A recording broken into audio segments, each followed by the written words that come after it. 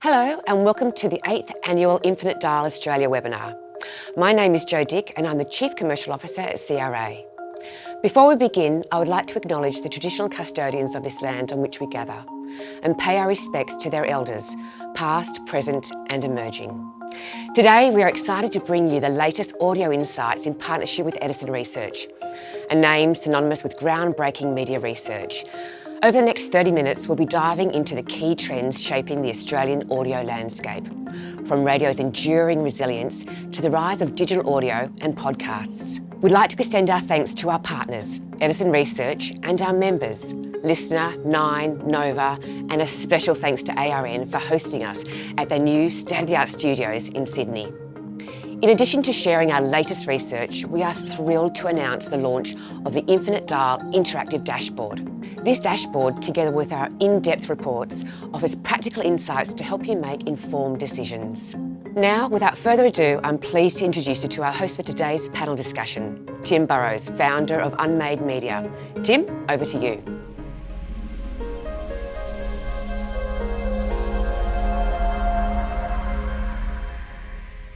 Thank you, Jo. Let's get straight into it as everybody's busy. Let me introduce you to our panel to begin with. Next to me, Lucy Formosa-Morgan, Managing Director at Magna. Hello. Abby Wallace, Head of SCA IQ. Hello.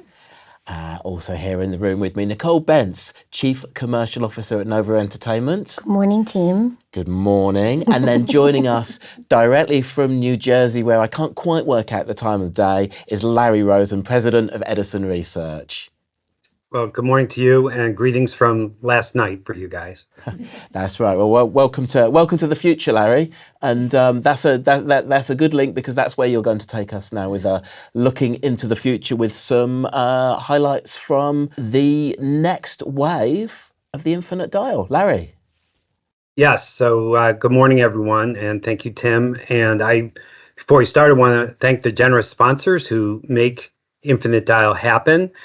And I'm briefly going to go through some of the key major findings here from the survey.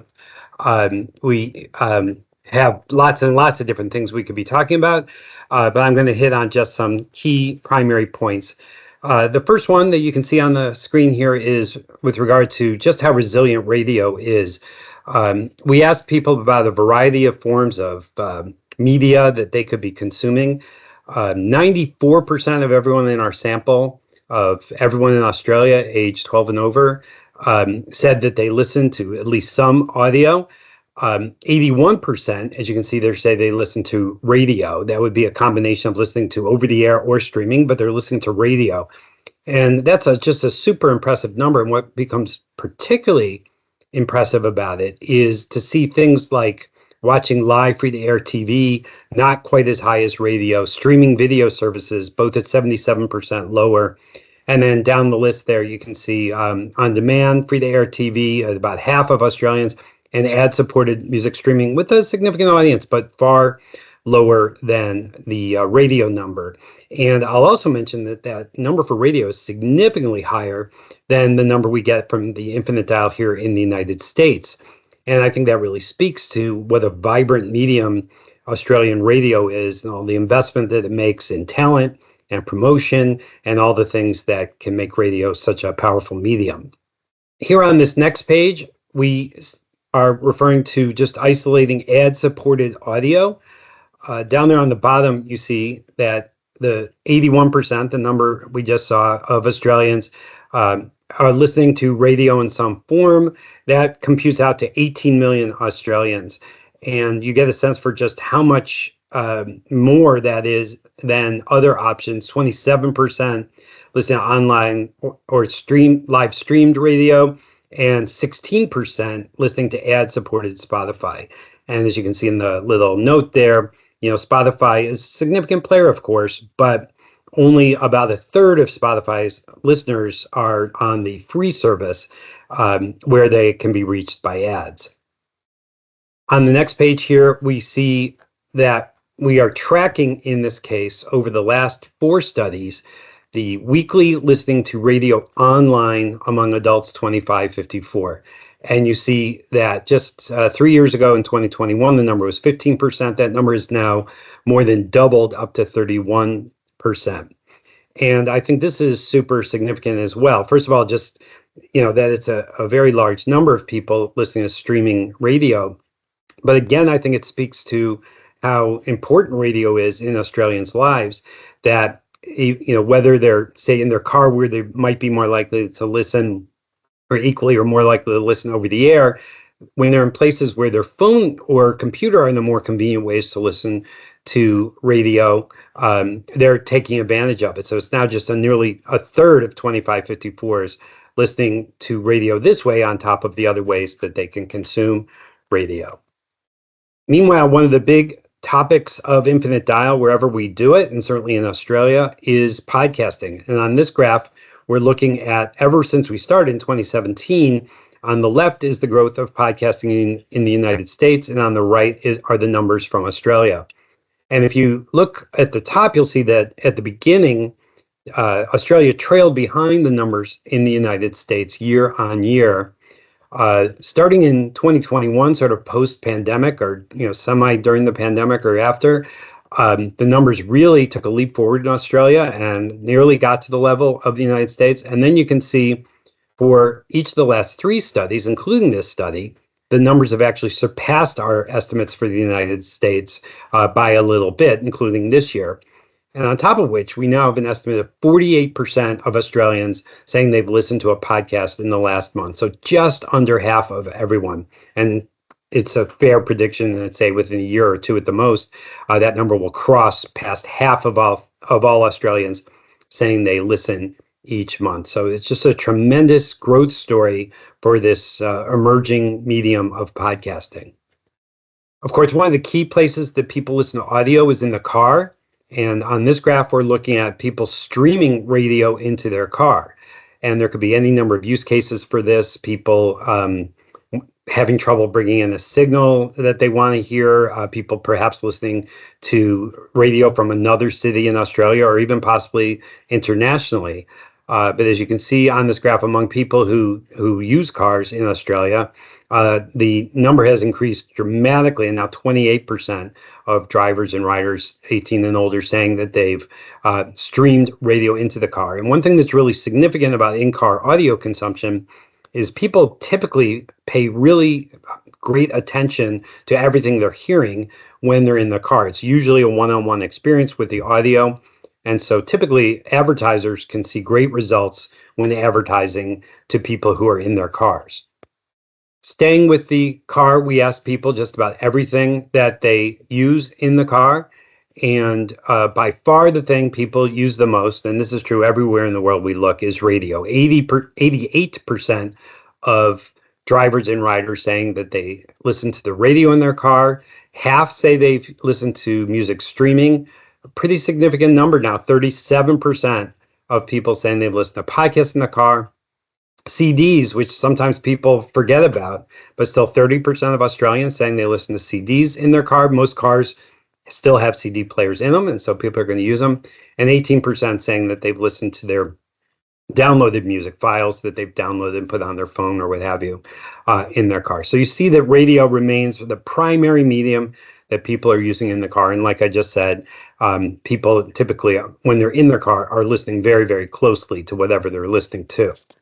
And then finally here, we've been tracking another exciting platform, our device, the smart speaker. And here you see the history again. We didn't even ask in Australia about smart speakers in 2017. They hadn't emerged yet.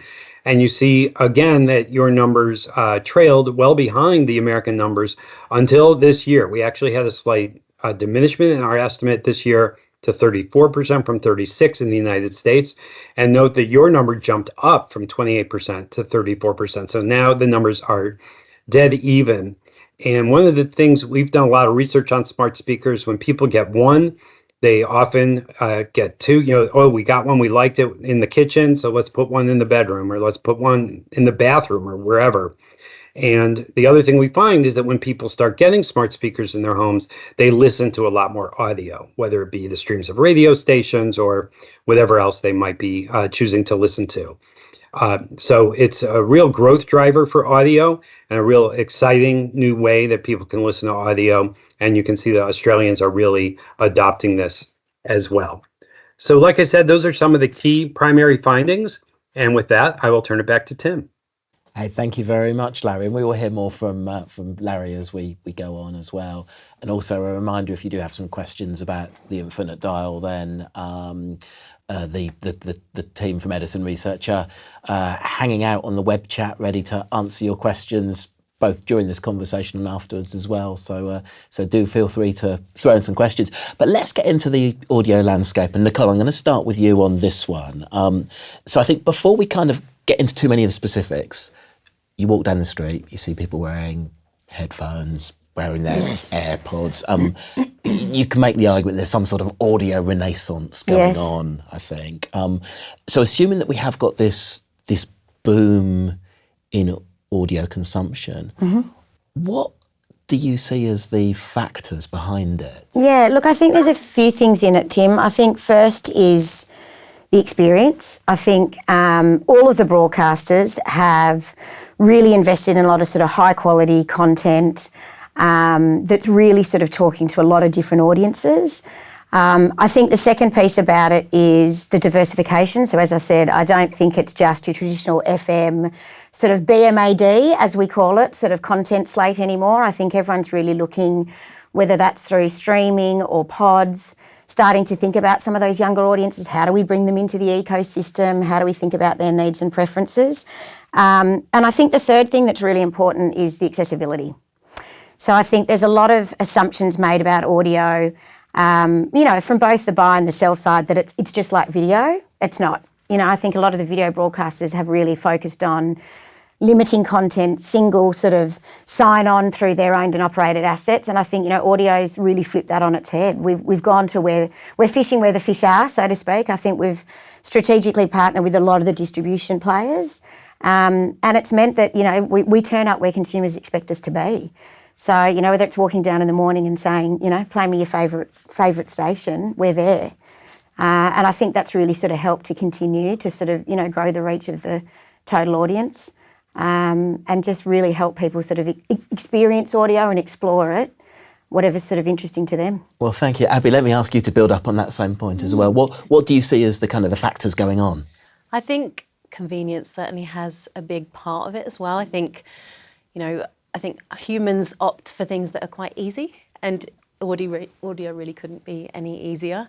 There's endless content, whether you want to lean in and focus on something, or your hands or eyes are busy, you can be listening to audio. And I think that sense of being productive is actually something that we take quite a lot of pride in. And I think audio really helps you deliver on that by entertaining you, being productive at the same time. I personally feel quite uncomfortable when I'm not doing anything, which I don't know what that says about me, but I think audio is often the perfect antidote for that for me.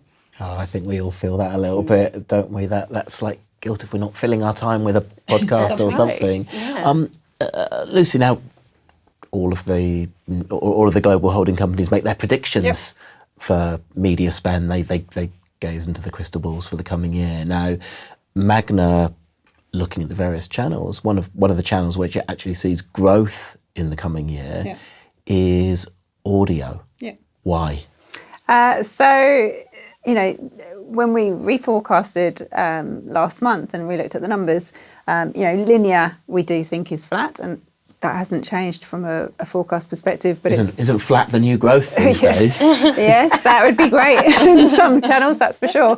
But when it comes to digital audio, that's where we see the real growth, and that's what's driving the forecast at the moment. So we're forecasting +3 for audio as a whole, and it's really driven off digital audio.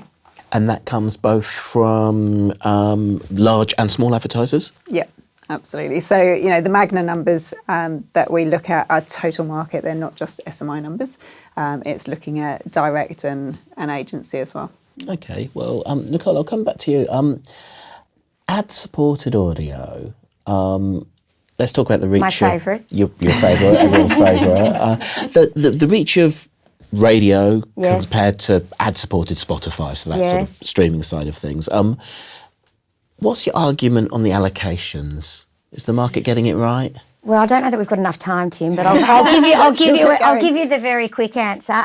Look, I think, Larry sort of talked to it before with the slides, but I think, Spotify don't really release their numbers publicly, so we do rely on Infinite Dial and amazing sort of research pieces like this to be able to sort of look at that total ecosystem and really be able to talk to advertisers about where they can get their reach. But, I mean, the numbers are clear. If you are only spending on Spotify, you are missing out on, potentially an incremental 2 million people, and that's growing. I mean, you saw the numbers sort of since 21, 22. It's just continuing to grow.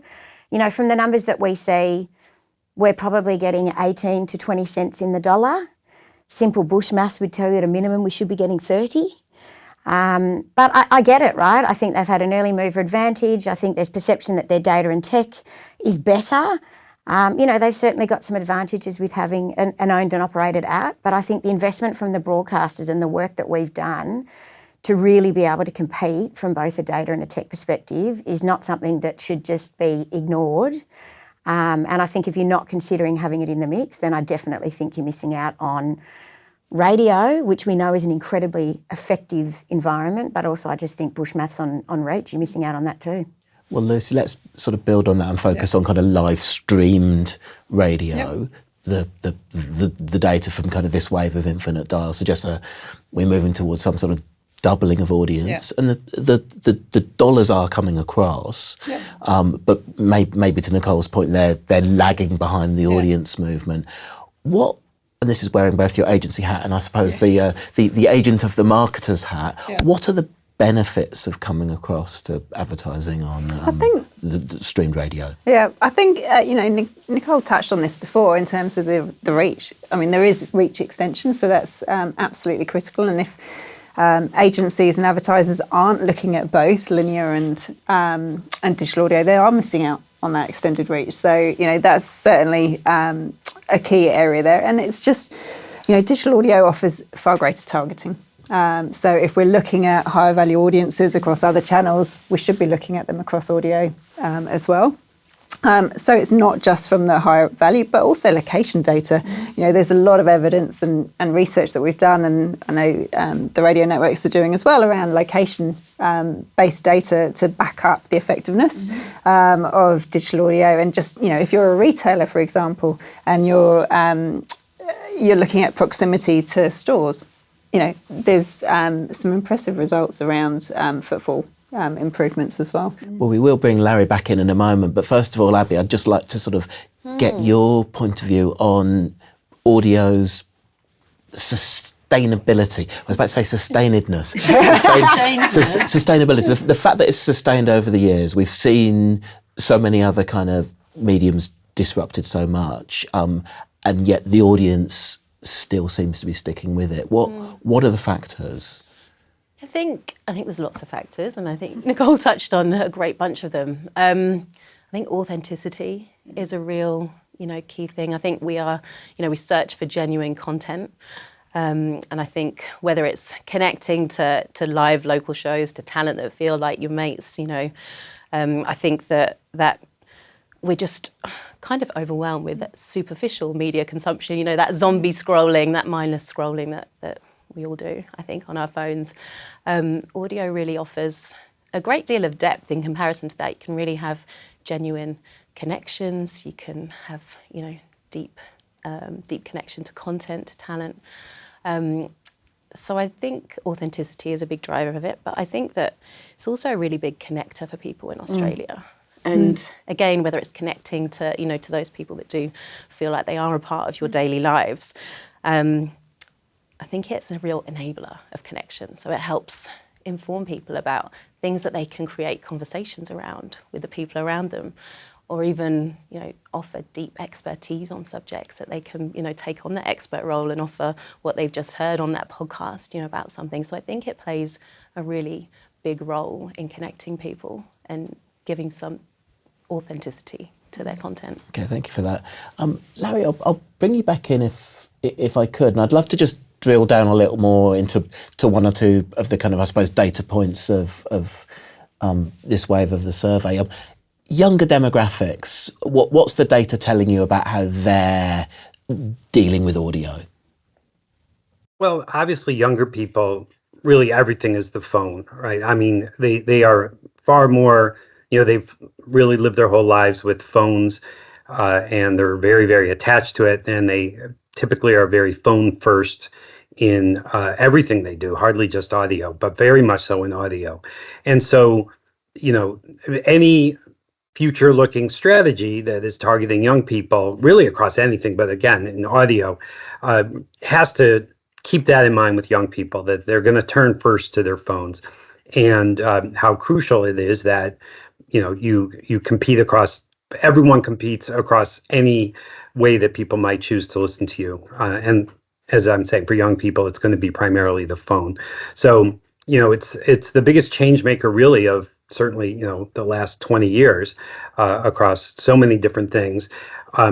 But I will say, it makes the numbers that we get in Infinite Dial Australia as compared to the numbers we see in the USA all the more impressive. And I think it speaks to what all three of your panelists were saying about how vibrant the different parts of the audio industry, particularly radio, are down there.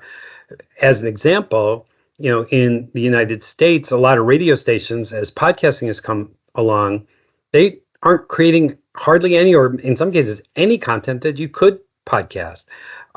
Whereas, your stations have so much going on that they're just creating every day all kinds of content that people might care about enough to say, oh, I'll listen to it on a time shifted basis, or I'll listen to it primarily this way. So, you just see that all the investment that Australian radio has made really paying off. That's a great point, Larry, and I'll bring you in, Nicole, on this point around podcasting in particular, as I suppose one of the kind of the criticisms or myths around audio has been it's hard for advertisers to target, to do attribution. And of course, the answer to that question is podcasting. What's the advice to advertisers to get the most out of that?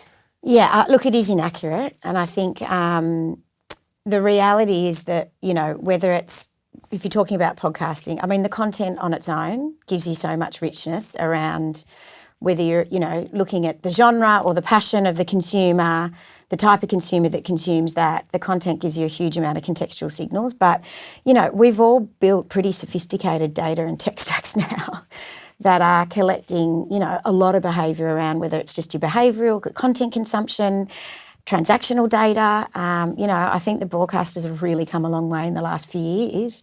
And I think, the opportunity, whether you're looking for the standard sort of mass, age, gender demo targeting, right down to some more of those sort of niche audiences, it absolutely exists.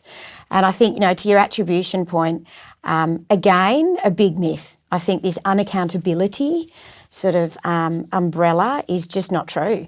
I think, the work, both online and offline, that we've done to be able to demonstrate what we've always known is that radio drives results for businesses. I mean, we've seen, small and medium businesses all across this country build their businesses off the back of radio, and typically only radio. They haven't been able to necessarily afford to go into any other sort of bigger broadcast channels. And, I think the fact that we've always known that, but now that we've actually got the opportunity, whether it's through being able to track website visitation, app downloads, those sorts of things absolutely exist. And I think the reality is that podcast is actually a greater driver of performance and getting a consumer to act than I think any of us really understand. And, I know personally for us, we've done a lot of work in that space because I think the intimacy, the connection, as, Abby was talking to, that you've got with that talent. I mean, we can all, name our favourite podcaster.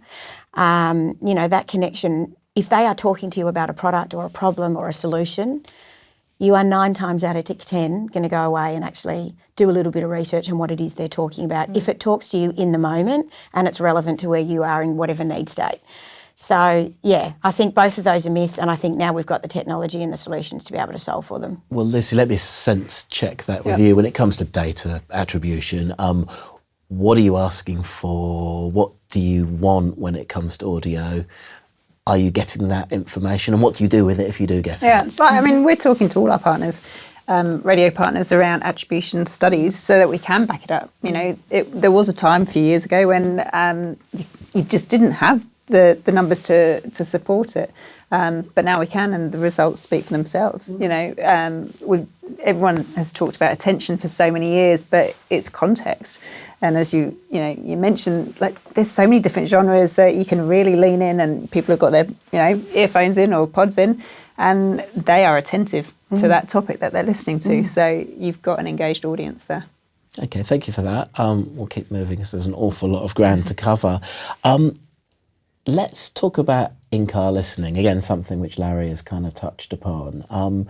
Abby, the rise of in-car digital audio, how is that changing consumption patterns? I think that, there's such great accessibility now in car, obviously with the in-car dashboards, as Larry was saying. You've got such a breadth of digital audio content right there. And of course with your phone, that comes everywhere with you as well. And that's just going to keep growing. Every year more new cars are fitted with these systems. And every year consumers are really demanding more high value audio content. So I think to Lucy's point as well, that in-car listening, it's always going to be a great context for advertisers, to be a part of. We know from research that it's a really high attention space. So I think that all in mind, as Larry said, radio is actually still, the number one source of in-car media consumption. And I think it just comes down to, think of yourself when you're in traffic, commuting times are just increasing, and you want that mate on the seat next to you, and I think audio can do that, really keep them company. So I don't see it going anywhere, in that sense. Well, Nicole, let's build up on that point, particularly the kind of the advertising opportunity through in-car. What does that look like for advertisers? How do they make the most out of it? Look, I think we've got to start with the fact, as you sort of said, it's uncluttered, right? So if you do see anyone scrolling social whilst listening to audio in the car, stop them immediately. That's worth 5 points. But I think that's the reality, for audio, not just in the car, but I think generally it's a pretty single channel consumption consumer behaviour. You don't typically see someone walking the dog listening to a pod scrolling social. So I think, the opportunity for advertisers is to think about that moment. I think really how they think about the creative is important. I think, Larry talked a lot about it being a one-to-one listening, but, we still do see shared listening experiences happening in cars. So I think depending on what your brand is, what the category is, I think that moment in time, morning, afternoon, like the opportunity through digital now to think about more than just the context of the content, time of day, weather, all of those sorts of things. I think how you're really smart with your creative and your cut through and you really talk to that consumer and feel like you're talking to them, I think it's a real opportunity that they should be considering more than what we're seeing, which is typically we do one 30-second spot, we run it everywhere. And I think that's a big missed opportunity. Larry, back to you. One of the things I thought was really interesting from the presentation was the slide on the adoption of smart speakers, particularly the fact that Australia seems to have, certainly on a percentage basis, seems to have overtaken US, for instance.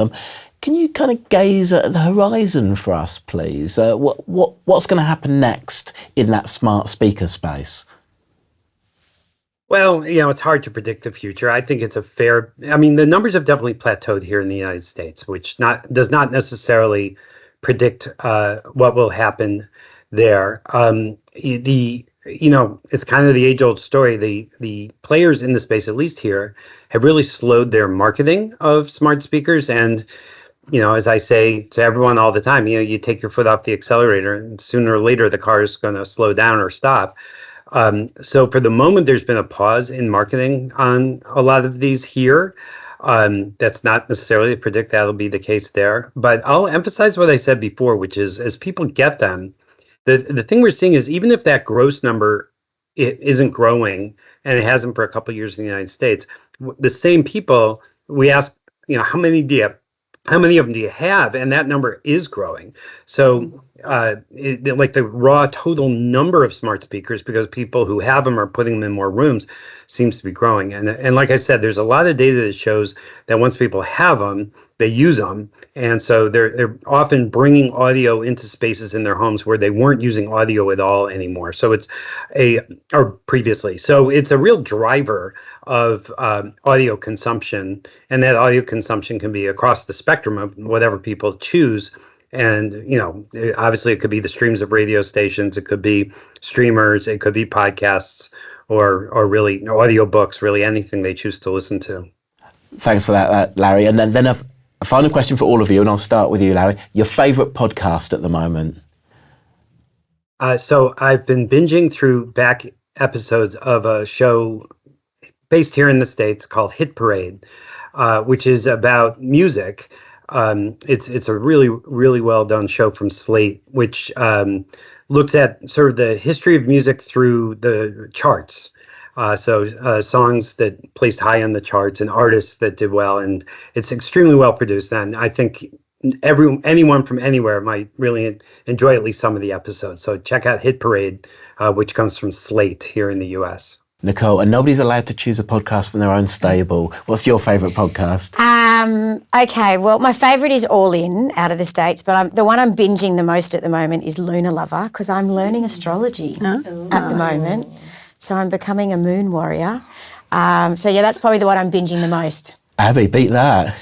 Well, Unmade obviously is my favourite. Oh, bless you. Aside from Unmade, to be honest, I just love true crime, so I just cycle through as much true crime as I can. So it's not a specific title. It's as soon as one episode's over, I'm on to the next one. It's a genre. It's a genre. And what about you, Lucy? Mine is completely different. Mine is family related, and if you are in the car and you have kids fighting, just put Car Trip Trivia on and it shuts them up within a couple of minutes.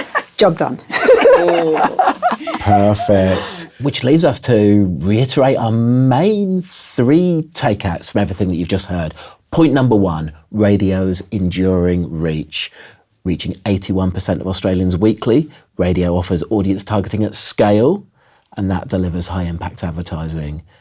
Point number 2, the growth of digital audio. So this surge in digital audio we've been hearing about, particularly amongst 25 to 54-year-olds, that offers targeted platforms for engaging those tech-savvy consumers. And point number 3, enhanced audio consumption via technology.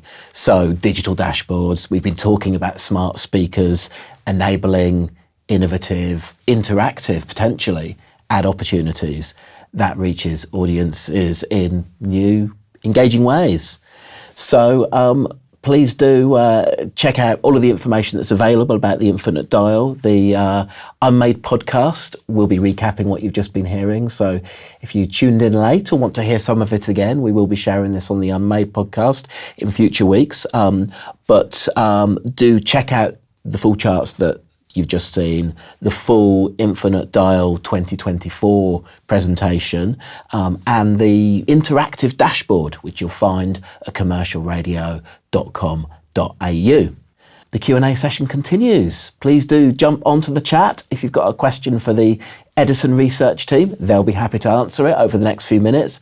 For now, though, thank you to all our guests. Thanks to the ARM production team, and we'll see you on the radio soon.